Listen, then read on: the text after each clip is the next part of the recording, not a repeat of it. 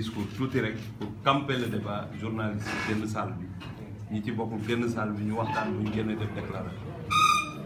C'est comme ça que ça peut marcher parce que am na waxtaan boo xamante ne ci ngeen bokk vous êtes des journalistes sportifs waaye bu waree yegg si ci yéen dana yegg si. C'est pourquoi j'ai convoqué l'ensemble des directeurs et mes plus proches collaborateurs pour écouter les lutteurs, parce que tout le monde sait qu'ils ont un mémorandum qui va être déposé sur la table du ministre et nous allons discuter en profondeur de certains points en attendant de continuer les concertations. Je voudrais saluer la présence de Mbaye Gueye, notre doyen, le doyen Birame Ndiaye, le doyen Double Less, les anciens lutteurs qui sont là, que ce soit Katidjo, qui est un doyen aussi, Moustapha Gueye, Khadim Ndiaye, qui est en activité,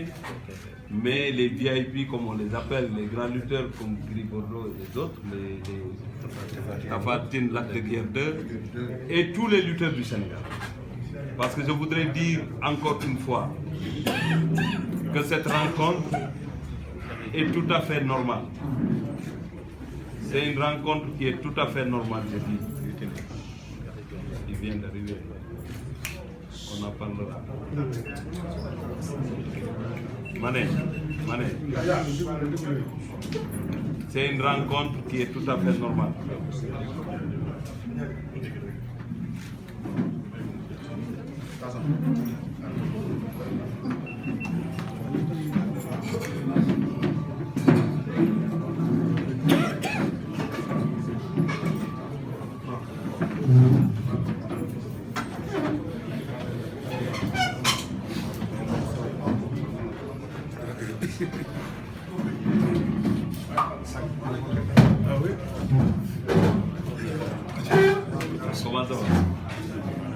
Donc je disais que cette rencontre-là, même si elle a l'allure d'une rencontre exceptionnelle, c'est une rencontre tout à fait normale.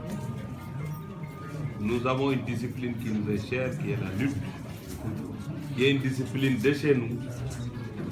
et qui doit continuer à exister et à être bien encadrée. Si les acteurs ont des choses à ajouter, si les acteurs veulent évoluer dans la prise en charge, c'est tout à fait normal que le ministre que je suis appelle à cette concertation pour écouter ces acteurs clés de la lutte, pour savoir les doléances qu'ils vont poser sur la table, mais discuter avec toutes les entités de la lutte. Je le disais à Moustapha, je le disais aussi à Khadim Gadiaga, que 2018 doit être une année de mobilisation, de concertation et de réflexion pour aller vers l'ouverture de ce qui nous manquait, qui est l'arène nationale, qui est un investissement de 32 milliards. Ça ne peut pas nous donner, en tout cas, cet élan-là. Un engagement du chef de l'État devrait être bien compris pour éviter de nous mobiliser et de perdre du temps pour autre chose. Il faut avancer parce que nous sommes tous avec la lutte a de la considération, c'est donc des Sénégalais qui ont beaucoup de personnalité, de nobles personnes qui pratiquent la lutte. Donc, il faudra une bonne considération pour les lutteurs, mais pour la lutte, mais pour tous ceux qui sont dans la lutte. C'est pourquoi j'ai appelé. Ça n'a pas été une convocation du tout. J'ai invité les lutteurs à venir me voir. Comme je peux inviter demain les amateurs à venir me voir. Comme je peux inviter d'autres personnes à venir me voir. Demain, je pourrais inviter les promoteurs. Après-demain, je pourrais inviter les managers, etc., etc. Mais sachez que l'un dans l'autre, c'est pour mieux organiser la lutte, mieux prendre en charge les préoccupations des acteurs de la lutte. C'est ça la démarche que j'ai. Et si j'ai l'honneur de recevoir tous ces ténors, tous ces anciens lutteurs, tous ceux qui travaillent autour de la lutte, je pense que nous pourrons passer quelques heures de discussion,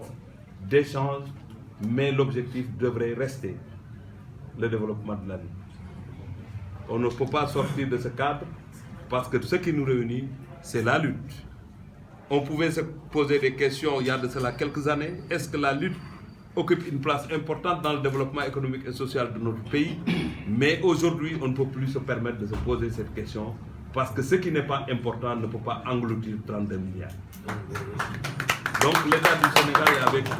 avec ça, on est dans une dynamique de construction. Et j'en appelle à la sérénité et à la responsabilité de tout un chacun pour qu'on puisse discuter et nous écouter et nous entendre.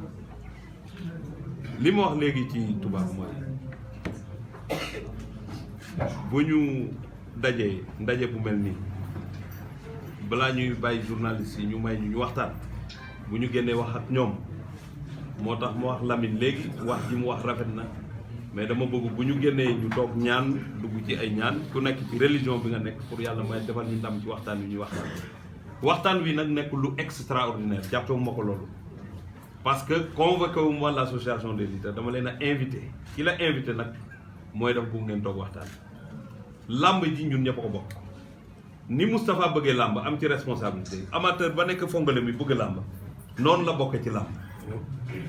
ki nga xam ne day toog bu ñuy bëree dootu xam fu mu nekk kenn gënu ko bëgg làmb ku nekk nag dafa am rôle boo ci joué tey ñiy bëree ak mag ñi nga xamante ne ci làmb ji lañ nekk ñoom lañ toogal di waxtaan suba dinañ toog ak keneen ak keneen ak keneen lépp li koy sabab mooy nan la ñuy def ba làmb ji gën a jëm kanam daje bi ak ñi fi daje yëpp war nañoo xam ne lépp dañ ko war a waxtaan ci dal xool nan la ñuy def ba yëf yi gën a baax dajale xalaat yi loolu moom mooy solo su waxtaan bi làmb nag képp ku ko doon xeeb te yàgg naa koy wax te dara amul wax naa ko ci wolof wax ko ci tubaab wax ko ci séeréer nee naa kuy sénégalais te doyadi làmb complexe nga loolu man maa ko wax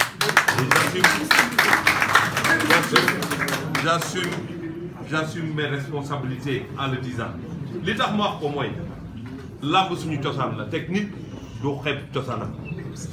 soo bëggul làmbit bul sànni xeer làmb soo bëggul làmbit bàyyi làmb ak làmbam mais ñun lii suñu cosaan la ñu nekk ci te yéen su ma leen invité ngeen ñëw lu rafet dama koy rafetlu parce que bu leen neexoon dox seen dox continuer wax seen i wax waaye xam ne ci yéen laa bokk bu làmb amee lu neex ni ngeen koy yëge laa koy yëge bu amee naqar ni ngeen koy naqarlu laa koy dañ may taxe sax ministre làmb waaye nangu naa parce que bëgg sa cosaan la bokk bu fekkee ne nag làmb day dox ay nit di ko xeeb ba yëf yi andi ay millions ba président Macky Sall décidé investir 32 milliards ci lu jëm ci wàllu làmb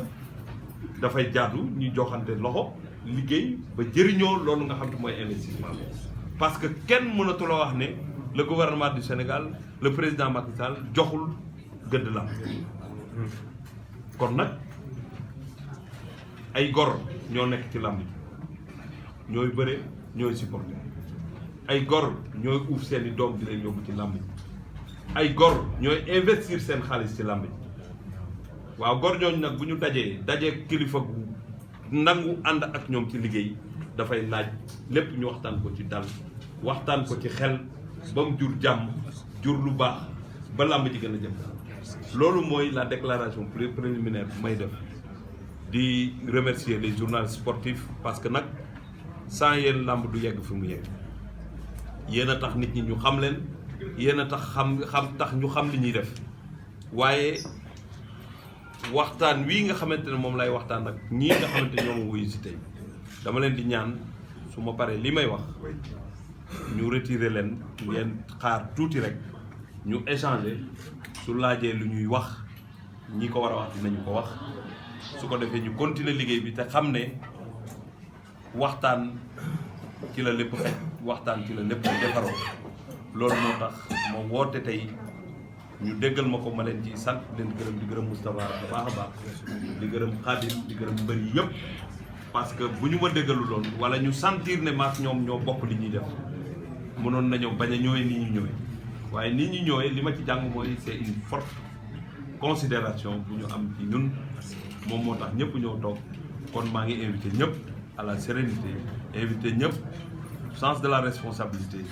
pour que li ñuy wax mu jural ñu njëriñ jural làmb ji njëriñ jural Sénégal njëriñ maa ngi leen di sant leen gërëm